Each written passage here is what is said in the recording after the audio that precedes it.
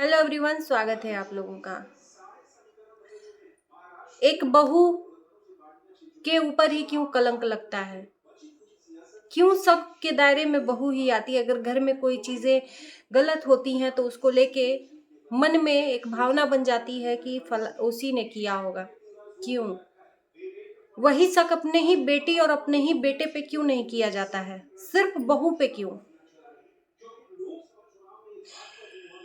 मैं बात करूंगी फिर से जो मनीषा को कलंक लगा है।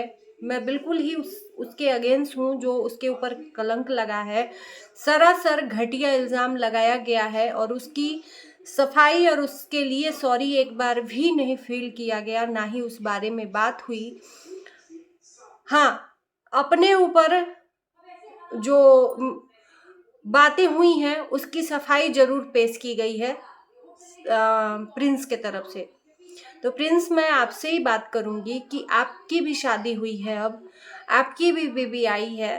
भगवान न करे कि आज जो मनीषा के साथ हुआ है वही अगर आपकी बेबी के साथ होगा तो उस टाइम पे क्या करोगे? अपने पे फील करके देखला। बहुत बहुत आसान होता है किसी को पर कलंक लगा देना।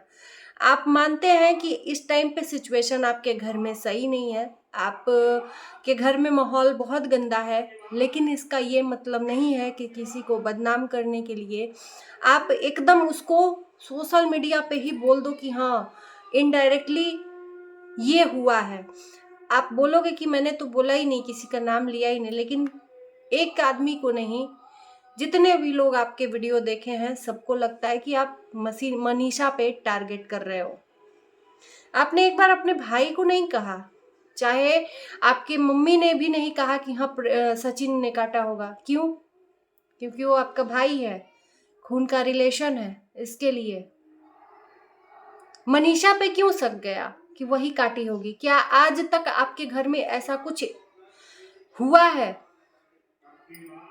ऐसा कुछ माहौल हुआ है या ऐसा कुछ घटनाएं हुई हैं जिसपे आप मनीषा के ऊपर शक कर लिए? बिना सबूत के और बिना किसी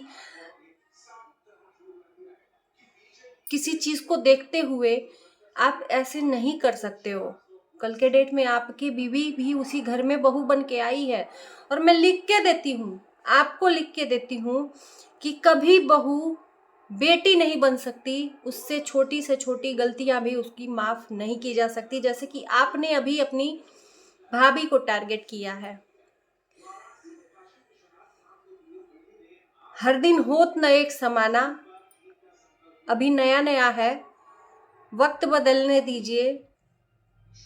वही इंसान रहेगा, वही सब रहेगा, लेकिन सिचुएशन अलग होगी। एक बात जान लीजिएगा, मेरी बात गांठ खोल के रख दीजिएगा। कहते हैं ना कि कर्मा इज बैक, आप जो करोगे वो घूम के आपके ऊपर आएगा। ये तो आपने सुना होगा ना। आप सोचोगे कि नहीं हम तो सही हैं। यही बात मैंने सचिन मनीषा को समझाई थी। मनीषा ने जो चीजें, बेशक वो सही किए हैं दुनिया के नजर में, मैंने उसके भी अगेंस्ट मैं बोली हूँ कि भाई जब अपने माँ बाप को ही नहीं खुश रख पाओगे तो दुनिया को खुश रख के क्या होगा। तो उसी तरह से मैं बोलती हूँ कि आप अगर अपनी भाभी को टारगेट कर रहे हो तो कल के डेट में आपकी बीवी को भी कोई टारगेट करेगा, फिर आप उस टाइम पे क्या करोगे? उस टाइम पे क्या करोगे बताइए? हम बहुत प्यार से पूछ रहे हैं।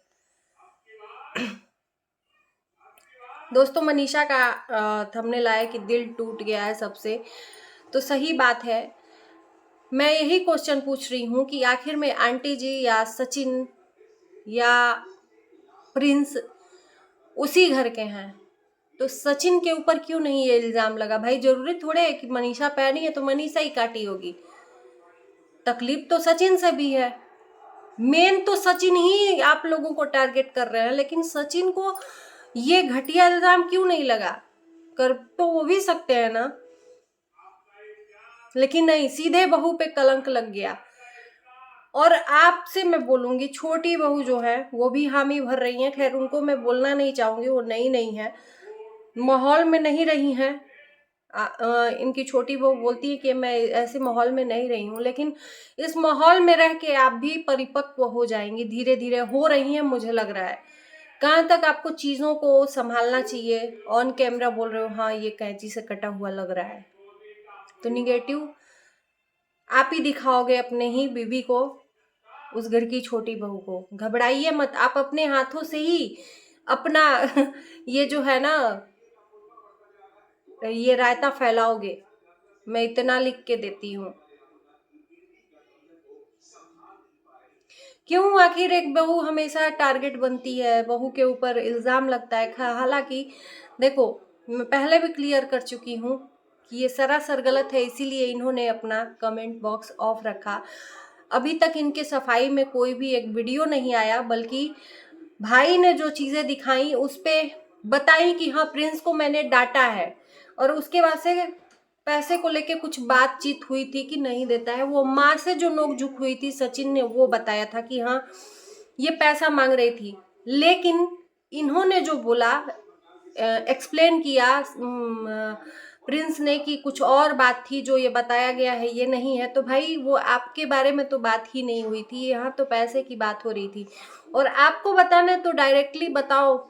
जब मनीषा की कमियां आप बता दिए इनडायरेक्टली, तो आप ये भी बता सकते हो, उसमें शर्म नाम की क्या चीज़ है। जब आपके ऊपर इतनी जाती हुई है, आपके भाई ने ही जाती की है, आपका भाई एक बार भी नहीं सोच रहा है कि हम इसको छुपा लें, तो आप क्यों इतना सोच रहे हो। अब बचा ही क्या है। बहुत आसान है आपके लिए मनीषा को टारगेट कर देना। एक दिन इसी कटघरे में आप भी खड़े होगे। मैं बोलती हूँ और कुछ नहीं कहूंगी। इंसान को कभी अपना व्यवहार गलत नहीं करना चाहिए। सबका कर्म अपने उसके हाथ में है, जो जैसा करेगा उसके हाथ में। मतलब क्या ही कहूँ। सब भोले बाबा देख रहे हैं, थंबनेल डाल रहे हो, बिल्कुल देख रहे हैं, लेकिन ये सोच कहाँ से ला दिए। हम आपको सोच रहे हैं कि इतना घटिया सोच कैसे ला दिए। ये कैंची से काटा हुआ है, तो ये आपकी सोच भगवान नहीं देख रहा है कि ये अब बिना जाने पहचाने सोच लिए। पता नहीं वो काटी है नहीं काटी है ये नहीं जानता है कोई, लेकिन आपने सोच लिया और लोगों को दिखा दिया।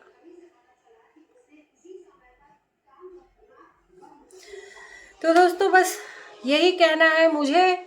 जो चीज़ें सही नहीं लगती हैं, पता नहीं क्यों उस पर बोलने को मन करता है कि नहीं ये चीज़ सही नहीं है। मैंने ही समझने में गलती कर दी कि नहीं चलो ठीक है सामने वाला अब गलत कर रहा है, लेकिन नहीं, आप भी कम नहीं हो। यहाँ पे कोई जज नहीं बैठा है, लेकिन सोशल मीडिया पे दिखा रहे हो तो लोग बोलेंगे बेशक। कोई यहाँ पे किसी का न जज बैठा है, ना ही कोई कमेंटेटर बैठा है आपके हिसाब से आप लोगों को अब कहना है। आप दिखाओगे तो मजबूरी में लोग बोलेगा। ऐसा नहीं है कि देख के बस चुपचाप रह जाएगा। और आप इसीलिए दिखाते हो क्योंकि आपके घर की controversy all over world famous है। जी हाँ।